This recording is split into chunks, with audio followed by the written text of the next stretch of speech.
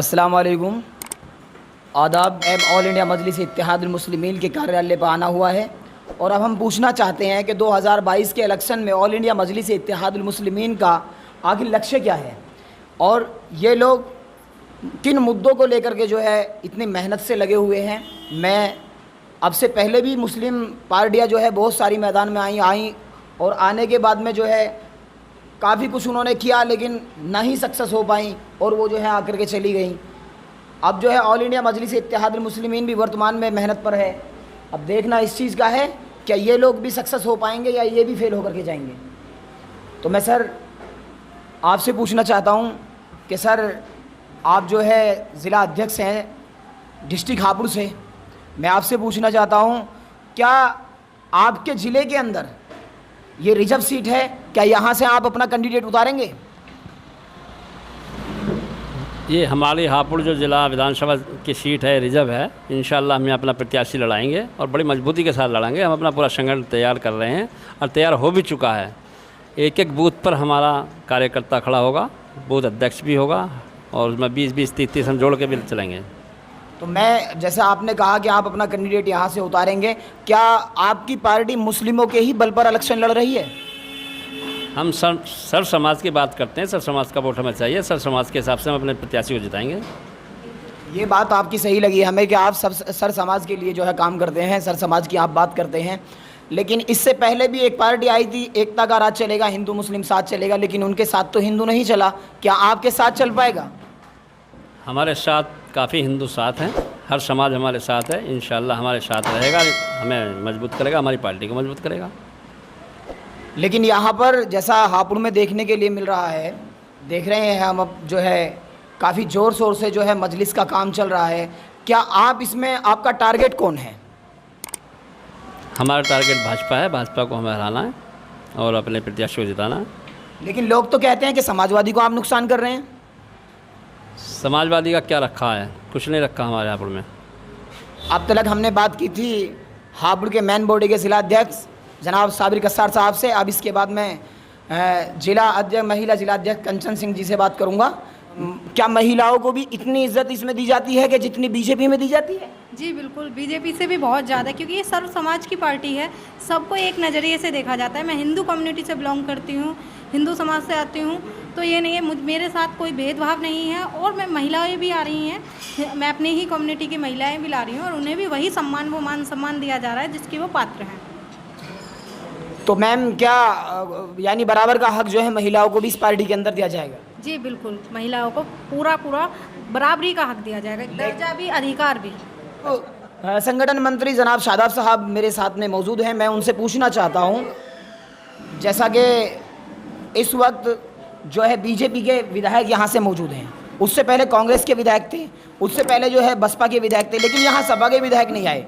लेकिन तो अब से पहले बताया जाता है कि ये मुस्लिमों की पार्टी थी सपा। जब सपा ने अपना विधायक यहाँ से नहीं निकाला है, क्या आप अपना विधायक मजलिस का यहाँ से निकाल पाएंगे? देखिए, समाजवादी पार्टी का हम आपको बताएं, समाजवादी पार्टी बात करती है Y+M की, यादव प्लस मुसलमानों की बात करती है। लेकिन जब वोट का टाइम आता है तो मुसलमानों को उसको याद आता है, लेकिन वोट के बाद सरकार बनने के बाद मलाई यादव खाते हैं।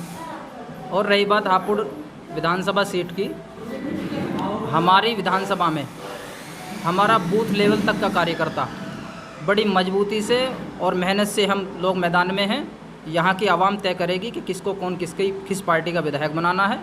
और रही बात समाजवादी पार्टी की, अगर समाजवादी पार्टी ये सोचती है कि फिर से मुसलमानों का बेवकूफ़ बना दें, समाजवादी पार्टी हमेशा से बात करती है यादव प्लस मुसलमानों की, लेकिन सरकार बनने के बाद उसको यादव याद आता है, मुसलमान को निकाल के फेंक देते हैं। अब ये बिल्कुल नहीं चलने वाला, चाहे वो समाजवादी पार्टी हो, चाहे वो कांग्रेस पार्टी हो, चाहे वो बसपा पार्टी हो, चाहे वो कांग्रेस हो, चाहे बीजेपी हो। उत्तर प्रदेश के अंदर ऐसी कोई पार्टी नहीं बचेगी। कोई सी भी सरकार अगर ये चाहती हो, कोई सी पार्टी कि हम अपनी निखरजी सरकार बना लेंगे, ऑल इंडिया मजलिस इत्तेहादुल मुस्लिमीन के बिना किसी में भी इतनी ताकत नहीं है कि हमारे बिना कोई सरकार बना ले उत्तर प्रदेश में। आप लोगों से इतना डरते क्यों हैं? आप लोगों को अपने साथ लेके चलना क्यों नहीं चाहती? ऐसा ही बिहार में हुआ, बंगाल में हुआ, अब उत्तर प्रदेश सामने है। आप लोगों से इतना परहेज क्यों करती हैं सभी पार्टी? देखिए, परहेज हम आपको बताएं, जब से देश आज़ाद हुआ है तब से लेकर मुसलमान कभी कांग्रेस को, कभी जो है पंडितों को अपना लीडर माना है, राहुल गांधी को लीडर माना है, सोनिया गांधी को लीडर माना है, बहन जी को लीडर माना है, मुलायम सिंह को लीडर माना है, लालू यादव को लीडर माना है और अरविंद केजरीवाल साहब को लीडर माना है।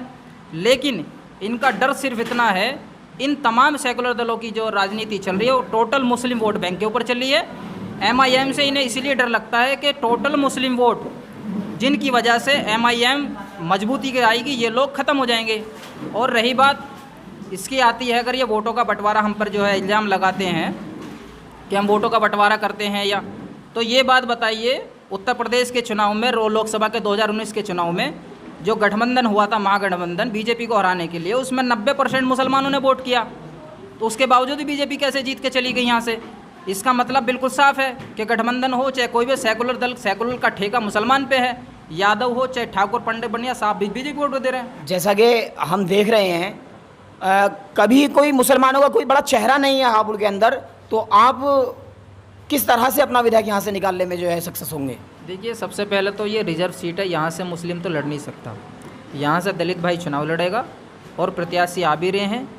जिसको हमें लगेगा ये सीट निकालने लायक है, हम उसको टिकट दे के चुनाव लड़ाएंगे, मैदान में उतरेंगे और जीतेंगे।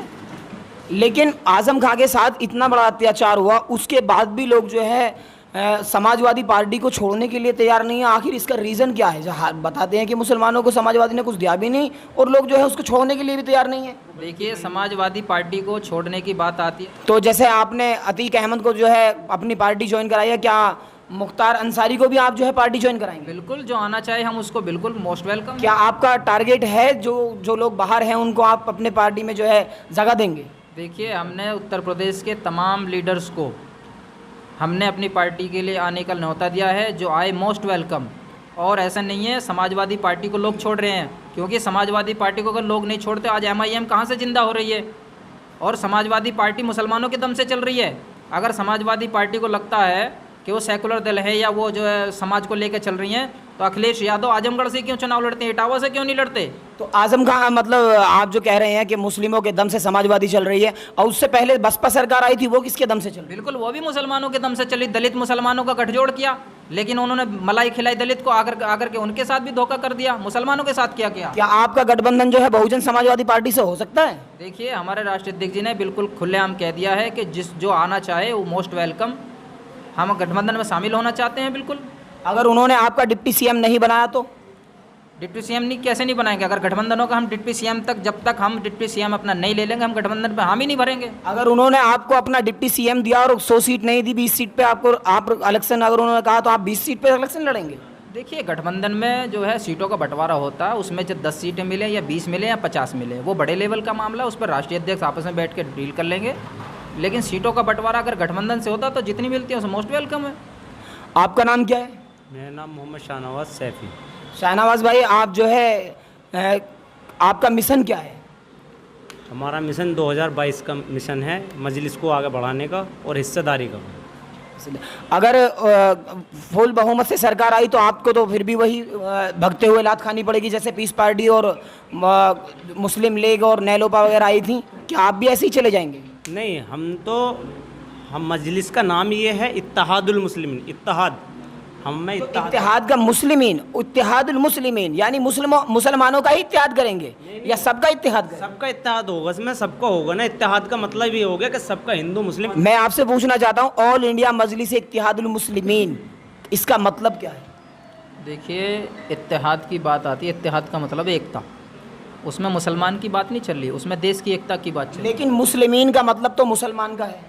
मुसलमान का मतलब बेशक है, लेकिन हम मुसलमान हम सबको एक लेकर चलना चाहते हैं। इत्तेहाद हम सबके साथ कायम करना है। हम खाली ये नहीं कि नाम मुस्लिमीन होने से इसका मतलब ये नहीं है कि मुसलमानों को इत्तेहाद का मतलब, हम जो है पूरे हिंदुस्तान को इत्तेहाद करना चाहते हैं, एक करना चाहते हैं मुसलमान मिलकर।